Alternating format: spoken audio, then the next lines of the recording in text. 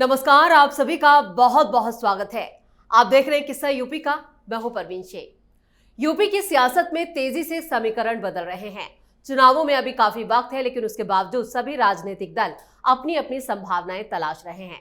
इसी कड़ी में बीएसपी चीफ मायावती अपने आधार को मजबूत करने की जुगत लगा रही है, तो कांग्रेस अपनी खोई जमीन को मजबूत करने में लगी है, जिसके लिए इमरान मसूद को आगे कर दिया गया। वहीं सपा चीफ अखिलेश यादव अपने पीडीए को लेकर परेशानियों से घिर गए हैं। कांग्रेस के साथ उनका टकराव तेज हो गया है। दूसरी तरफ बीजेपी की बढ़ती ताकत ने भी विपक्ष की तमाम पार्टियों की नींद उड़ा दी है। इधर बीजेपी को चुनौती देने वाले नेताओं की सियासी जमीन खिसक गई है। इस फहरिस्त में शामिल मेनका गांधी और वरुण गांधी तो सियासी तस्वीर से ही गायब हो चुके हैं, या कहें अपने अस्तित्व की लड़ाई लड़ रहे हैं। तो कैसे बीजेपी को चुनौती देने वाले छटपटा रहे हैं, इसी पर चर्चा के लिए स्टूडियो मौजूद हैं कैपिटल टीवी के एग्जीक्यूटिव एडिटर राजीव कुमार।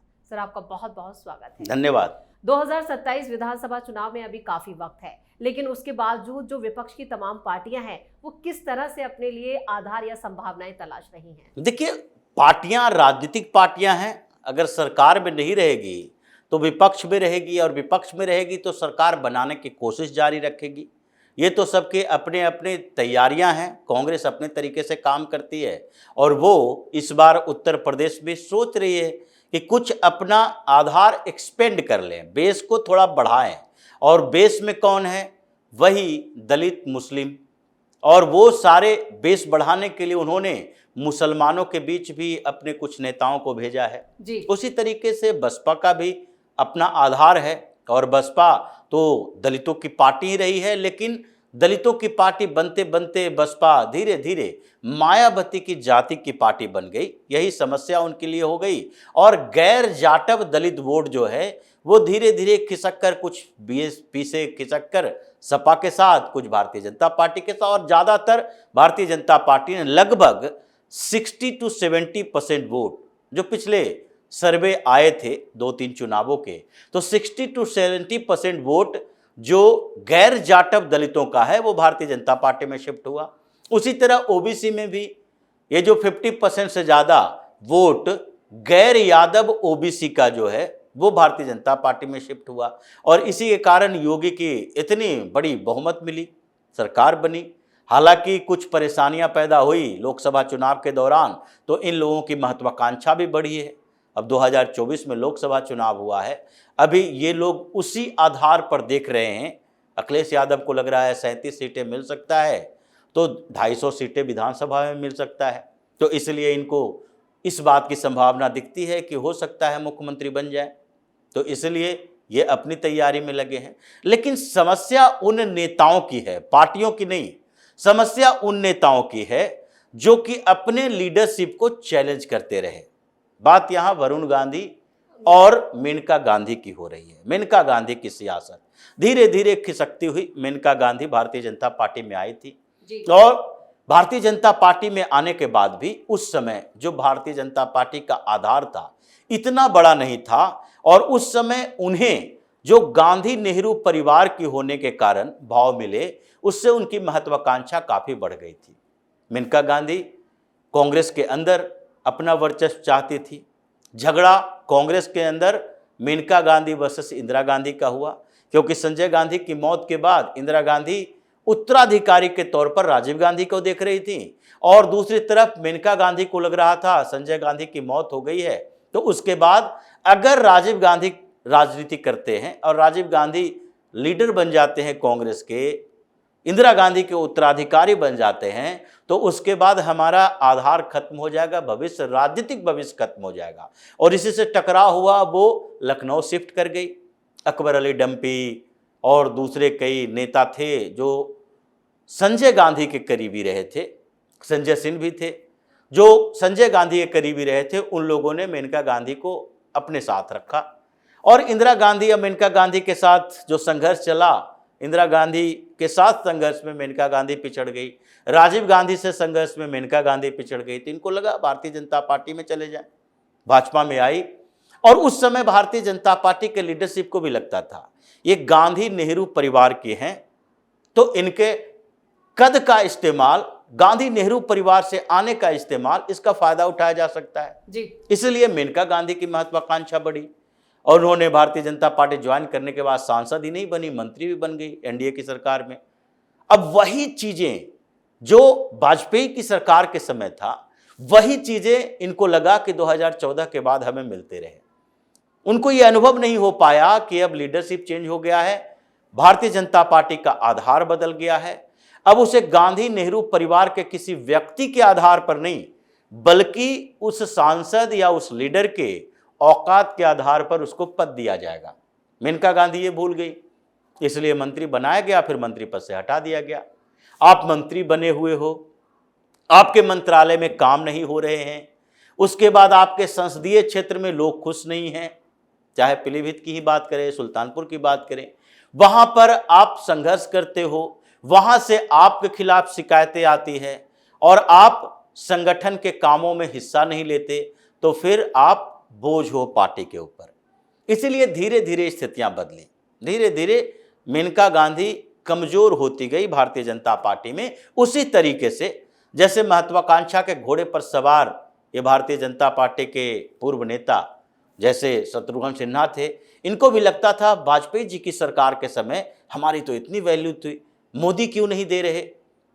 क्योंकि वाजपेयी जी की सरकार के समय, ये जो गठबंधन की सरकार थी वाजपेयी जी की, उस समय आप लोगों को भाव इसलिए दिया जाता था क्योंकि आप केवल स्टेज पर लोगों को इकट्ठा कर पाते थे, आपका इंपैक्ट इतना ही था। लेकिन उस समय सरकार बहुमत के लिए संघर्ष कर रही थी, तो आप जैसे नेताओं को भाव मिल गया, इसलिए शत्रुघ्न सिन्हा नाराज हुए, भाग कर गए, इधर उधर भटकते हुए अभी टीएमसी में हैं। उसी तरह कीर्ति झा आजाद हुए, उसी तरीके से यशवंत सिन्हा हुए जो कि फिनांस मिनिस्टर रह चुके थे, उनको लगा मोदी सरकार में भी हम फिनांस मिनिस्टर रहते। ये सारे लोग जैसे भागे, उसी तरीके से ये नेहरू परिवार के मेनका गांधी को भी लगा और धीरे धीरे उनका कद कमजोर होता गया। और उनके बेटे वरुण गांधी, उन्होंने तो एक साथ मोदी को भी चैलेंज किया, योगी को भी चैलेंज किया। तो भाई अभी के समय में योगी को चैलेंज करके आप उत्तर प्रदेश की राजनीति में सरवाइव नहीं कर सकते, ये इन लोगों को लगता नहीं है। ये लोगों को तो लगता था कि हम तो प्रधानमंत्री खानदान के व्यक्ति हैं, चाहे हमें बाहर निकाल दिया गया हो, तो इसलिए प्रधानमंत्री खानदान के हैं तो हम सांसद बने हैं तो मिनिस्टर बनना जरूरी है। ये समस्याएं मेनका गांधी के साथ आती रही और मेनका गांधी को फिर लगने लगा चलो मेरा राजनीतिक भविष्य बहुत ज़्यादा समय का है नहीं। अगर सोनिया गांधी लगभग चुनावी राजनीति से तो रिटायरमेंट ही ले ली है, जो राज्यसभा में चली गई है इसलिए कि लुटेंस दिल्ली में एक घर चाहिए, अगर राज्यसभा नहीं जाएंगी तो 10 जनपद खाली करना पड़ेगा, किस आधार पर आपको रखा जाएगा। पूर्व प्रधानमंत्री की पत्नी होने के कारण आपको 10 जनपद जैसा मकान तो नहीं मिलेगा जी, उसको दूसरा मकान मिलेगा आपको, तो इसलिए राज्यसभा रहेंगी और पुराने सांसद हैं 6-6 बार के, तो इसलिए वो मकान बंगला मिल सकता है टाइप 8 का। तो उसी तरह से मेनका गांधी को लगता है कि जब सोनिया गांधी चुनावी राजनीति छोड़ चुके हैं, हमारा भी चुनावी राजनीति से अब लगभग रिटायरमेंट है, इसलिए हमारे लिए समस्या नहीं है, वरुण के लिए समस्या है। लेकिन वरुण गांधी का तेवर देखिए, ये भी उसी परिवार से हैं, चाहे राहुल गांधी हो, वरुण गांधी हो, सबके तरीके वही है। आप भारतीय जनता पार्टी की राजनीति कर रहे हो और ऐसे दिखा रहे हो कि हम इस देश, समाज, सोसाइटी, व्यवस्था से ऊपर हैं। तो वरुण गांधी के खिलाफ भी शिकायतें आई। सबसे पहले वरुण गांधी ने 1-2 बार अपने मंच से योगी आदित्यनाथ के खिलाफ इनडायरेक्टली बातें की, संत महात्मा कुर्सी पर नहीं बैठते, सत्ता नहीं भोगते, ऐसी बातें इन्होंने की। धीरे धीरे उनका पत्ता कटना शुरू हुआ। भारतीय जनता पार्टी ने लोकसभा चुनाव के समय एक प्रोग्राम बनाया था कि हर जिला में कुछ मीटिंग होगी जिसमें उस क्षेत्र के सांसद पार्टिसिपेट करेंगे जी। वरुण गांधी ने उसको भी बाइकाट कर दिया, तो वरुण गांधी को टिकट ही गायब कर दिया गया। मेनका गांधी को टिकट मिला, वरुण गांधी कंफ्यूज कि अब करे तो क्या, मां को टिकट दे दिया गया है। अगर उस समय इन्होंने राहुल गांधी से भी बातचीत की, कांग्रेस में वापसी की बातचीत भी हुई दोनों मां बेटे के लिए, लेकिन समस्या ये है कि जो राहुल गांधी प्रियंका वाड्रा को अपने साथ रखने के लिए इतना समय इंतजार करवाई कि कंपटीशन हो जाएगा कांग्रेस में, गांधी परिवार के अंदर भाई बहन ही क्यों ना हो, अगर दोनों एक साथ आते हैं तो दिक्कत तो होगी, ये तो पहले से ही पता था। इसीलिए राजीव गांधी और संजय गांधी दोनों एक साथ राजनीति में नहीं आए। संजय गांधी छोटा भाई, लेकिन राजनीति में पहले आए तो राजीव गांधी को लगा कि आगे हमारे लिए कोई रास्ता नहीं है, तो बिजनेस करो, पायलट बन जाओ। ऐसा नहीं था कि राजीव गांधी चाहते नहीं थे कि हम भी राजनीति में जाएं, प्रधानमंत्री बने। अगर नहीं चाहते होते तो संजय गांधी की मौत के बाद वो राजनीति में नहीं आते। वही स्थिति राहुल गांधी की रही कि राहुल गांधी चाहते हैं प्रियंका वाड्रा अगर आएगी तो हमारे साथ कंपटीशन होगा, इसलिए धीरे धीरे प्रियंका वाड्रा को गायब ही रखी। और जब 2019 में लगा कि इस बार तो मोदी सरकार गई, इस बार तो हम प्रधानमंत्री बन जाएंगे, तो प्रियंका को पुशअप करने के लिए लाओ, राजनीति में लाया गया। तो जो स्थितियां हैं वो राहुल गांधी, जब तक पार्टी में इन लोगों की स्थिति ऐसी रहेगी, वरुण गांधी की एंट्री नहीं होगी। फिर वो समाजवादी पार्टी के साथ तालमेल करने की कोशिश किए, अखिलेश यादव के साथ मुलाकातें हुई, लेकिन फिर भी उस समय कन्फ्यूजन हो गया कि अगर हम दूसरी पार्टी में जाते हैं तो चुनाव में इसका प्रभाव पड़ेगा मेनका गांधी के खिलाफ। दोनों की राजनीतिक पारी धीरे धीरे सिमटती गई और 2024 के चुनाव में इन दोनों का ऐसा हाल हो गया कि अब ये आगे 2029 का इंतजार करें। बीच में किसी पार्टी में जाते भी हैं तो कोई फर्क नहीं पड़ेगा, कोई भी राज्यसभा नहीं भेजेगी। तो आज वो बिना पेंदी का लोटा हो गया है। अगर आपको सियासत में रहना है, राजनीति में एक्टिव रहना है, तो आपको अपने पारिवारिक ईगो को छोड़ना पड़ेगा, आपके अपने पुराने स्टेटस को छोड़ना पड़ेगा, मेहनत करनी होगी। आज की राजनीति बदल गई है।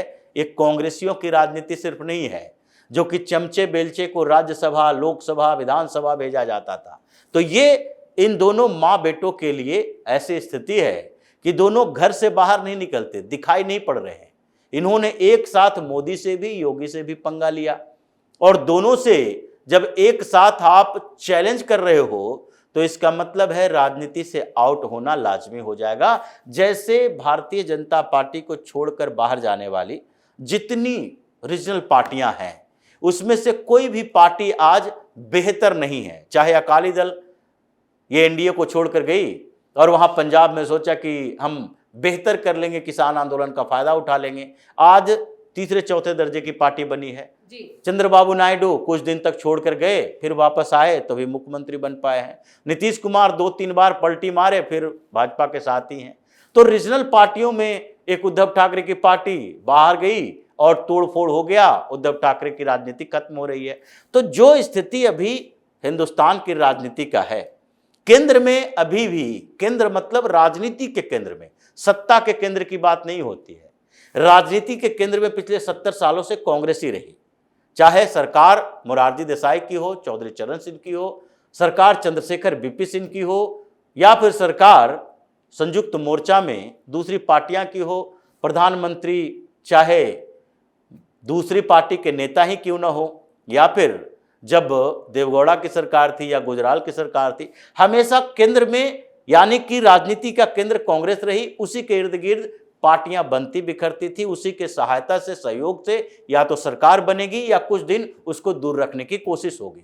2014 के बाद जो राजनीति के केंद्र में भाजपा आई है, ये अगले 20 साल तक सत्ता में रहे या कुछ समय के लिए सत्ता से बाहर आए, केंद्र में यही रहेगी और इसी के इर्द गिर्द राजनीति चलेगी। और अगर इसको ज्यादा इग्नोर करते हो तो आपके अस्तित्व पर खतरा होगा। ये स्थिति अभी हो गई है। और वरुण गांधी और ये जो मेनका गांधी हैं, इनका राजनीतिक डेथ हो गया एक तरह से। अब ये बाहर निकलते निकलते समय लगेगा। 2029 में देखते हैं कहां शरण लेते हैं। अगर इन लोगों ने सरेंडर कर दिया तो भाजपा की तरफ से अगली बार टिकट दी जा सकती है। अगर यही ईगो और मोड में रहे तो फिर ये किसी पार्टी को ढूंढते फिरेंगे कि कहां से चुनाव लड़े। इस तमाम जानकारी के लिए और सटीक विश्लेषण के लिए आपका बहुत बहुत धन्यवाद। यूपी 2027 विधानसभा चुनाव इस बार काफी खास होने वाला है। बीजेपी और सीएम योगी को टक्कर देने की हिम्मत कौन दिखाता है, ये भी देखना दिलचस्प होगा। लेकिन सीएम योगी के सामने पूरा विपक्ष फिलहाल तो बोना साबित हो रहा है। इसलिए सभी विपक्षी पार्टियां खुद के लिए एक सम्मानजनक हार के लिए नए नए रास्ते और नए नए पैतरे अपना रही है। इस खास शो में इतना ही। वीडियो कैसा लगा कमेंट करके अपनी राय जरूर दें। वीडियो को लाइक करें, शेयर करें और कैपिटल टीवी को सब्सक्राइब जरूर करें। धन्यवाद।